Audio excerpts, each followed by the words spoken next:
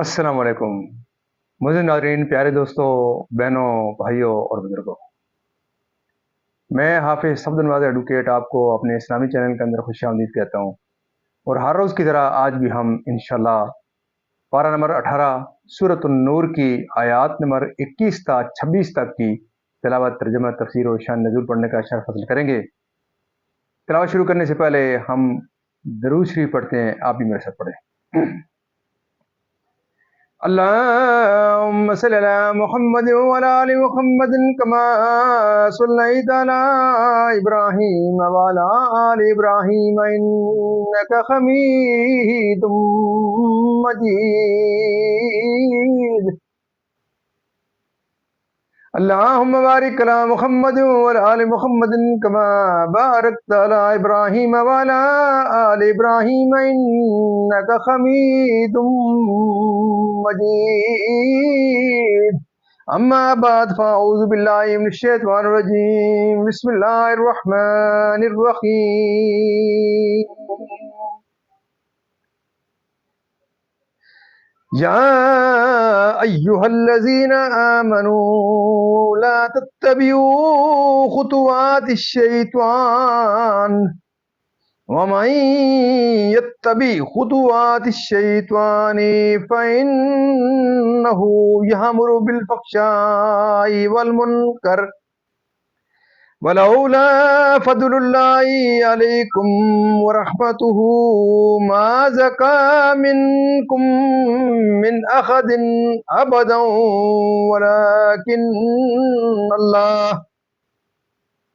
ولكن الله يزكي من يشاء والله سميع عليم.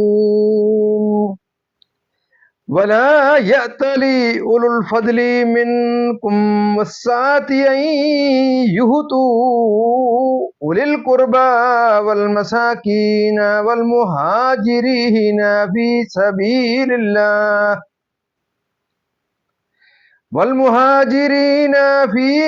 سبيل الله وليعفوا وليصفحوا.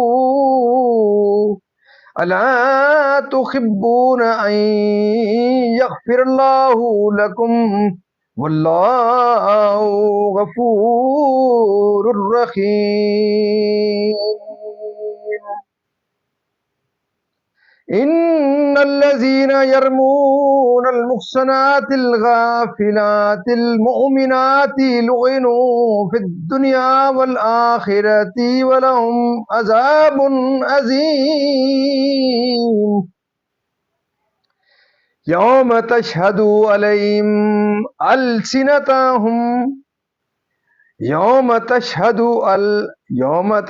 عليهم ألسنتهم وأيديهم وأرجلهم بما كانوا يعملون. يومئذ يوفيهم الله دينهم الحق ويعلمون أن الله هو الحق المبين. الخبيثات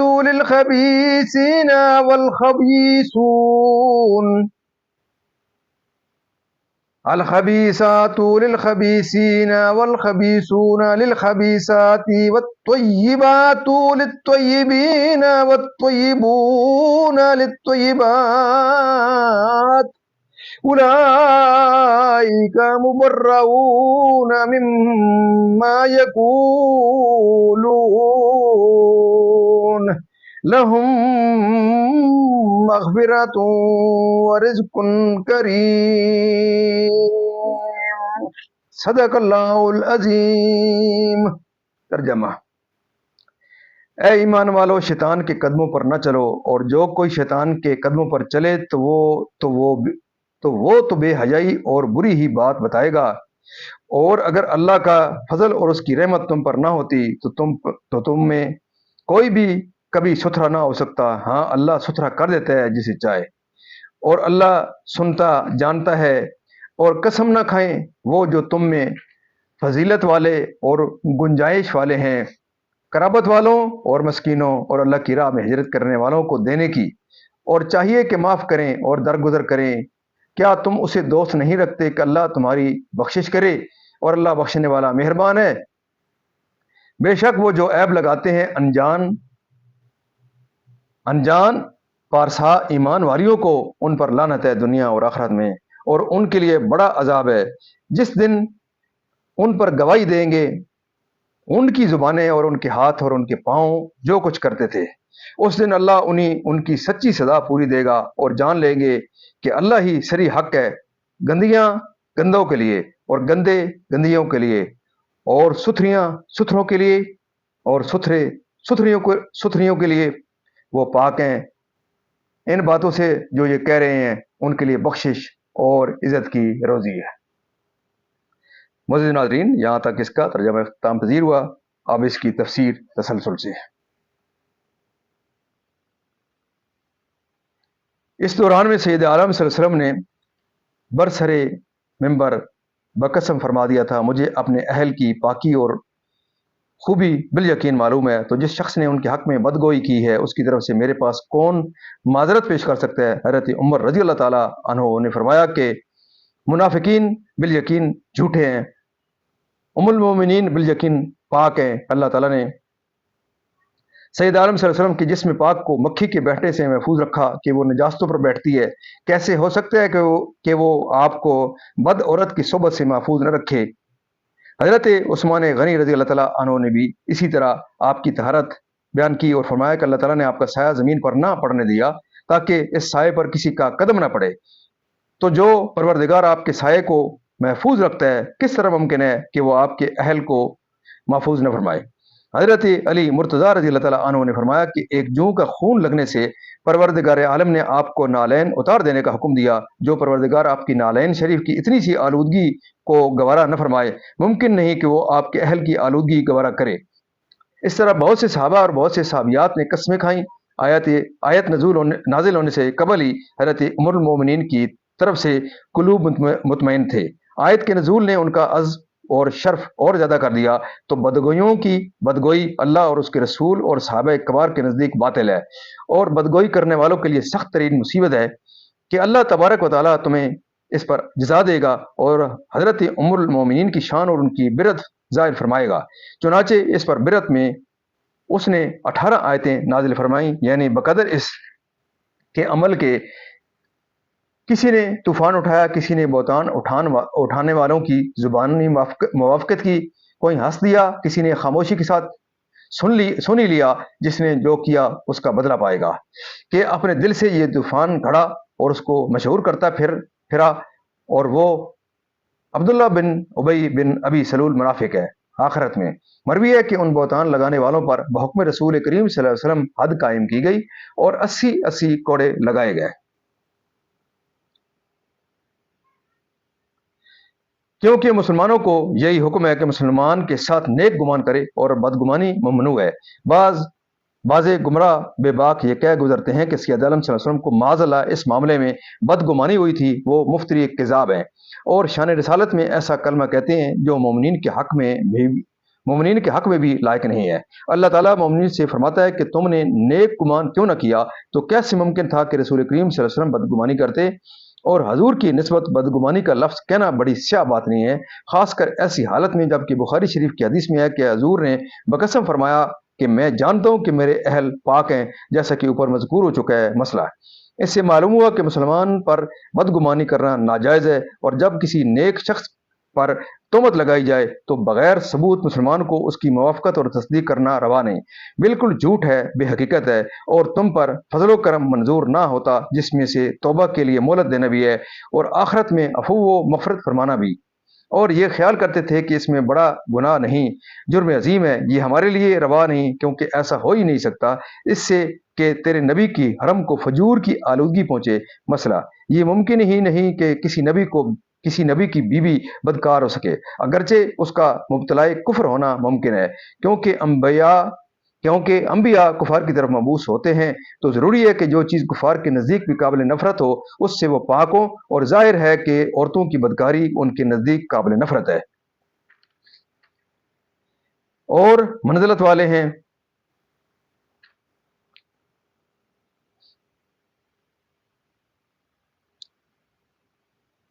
یعنی اس جہان میں، اور وہ حد قائم کرنا ہے۔ چنانچہ ابن ابی اور حسان اور مستہ کے حد لگائے گی۔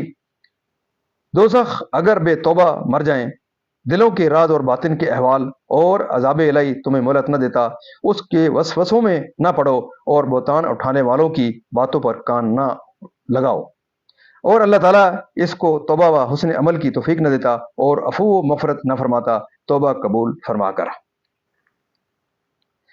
اور منزلت والے ہیں دین میں، ثروت و مال میں شان نزول۔ یہ آیت حضرت ابوبکر صدیق رضی اللہ تعالیٰ عنہ کے حق میں نازل ہوئی۔ آپ نے قسم کھائی تھی کہ مستق کے ساتھ سلوک نہ کریں گے، مستق کے ساتھ سلوک نہ کریں گے، اور وہ آپ کی خالہ کے بیٹے تھے، نادار تھے، مہاجر تھے، بدری تھے، آپ ہی ان کا خرچ اٹھاتے تھے، مگر چونکہ ام المومنین پر تہمت لگانے والوں کے ساتھ انہوں نے موافقت کی تھی، اس لیے آپ نے یہ قسم کھائی۔ اس پر یہ آیت نازل ہوئی۔ جب یہ آیت سید عالم صلی اللہ علیہ وسلم نے پڑھی تو حضرت ابوبکر صدیق رضی اللہ تعالیٰ عنہ نے کہا، بے شک میری آرزو ہے کہ اللہ تعالیٰ میری مغفرت کرے، اور میں مستق کے ساتھ جو سلوک کرتا تھا اس کو کبھی موقوف نہ کروں گا۔ چنانچہ آپ نے اس کو جاری فرما دیا۔ مسئلہ اس آیت سے معلوم ہوا کہ جو شخص کسی کام پر قسم کھائے پھر معلوم ہو کہ اس کا کرنا ہی بہتر ہے، تو چاہیے کہ اس کام کو کرے اور قسم کا کفارہ دے۔ حدیث صحیح میں یہی وارد ہے۔ مسئلہ اس آیت سے حضرت ابوبکر صدیق رضی اللہ تعالیٰ عنہ کی فضیلت ثابت ہوئی۔ اس سے آپ کے علو شان و مرتبت ظاہر ہوتی ہے کہ اللہ تعالیٰ نے آپ کو علو الفضل فرمایا۔ عورتوں کو جو بدکاری اور فجور کو جانتی بھی نہیں اور برا خیال ان کے دل میں بھی نہیں گزرتا، حضرت ابن عباس رضی اللہ تعالیٰ عنہما نے فرمایا کہ یہ سید عالم صلی اللہ علیہ وسلم کی ازواج مطہرات کے اوصاف ہیں۔ ایک قول یہ ہے کہ اس سے تمام ایماندار پرسا عورتیں مراد ہیں، ان کے عیب لگانے والوں پر اللہ تعالیٰ لعنت فرماتا ہے۔ یہ عبداللہ بن ابی بن ابی سلول منافق کے حق میں ہے، یعنی روز قیامت زبانوں کا گواہی دینا تو ان کے منہ پر مورے لگائے جانے سے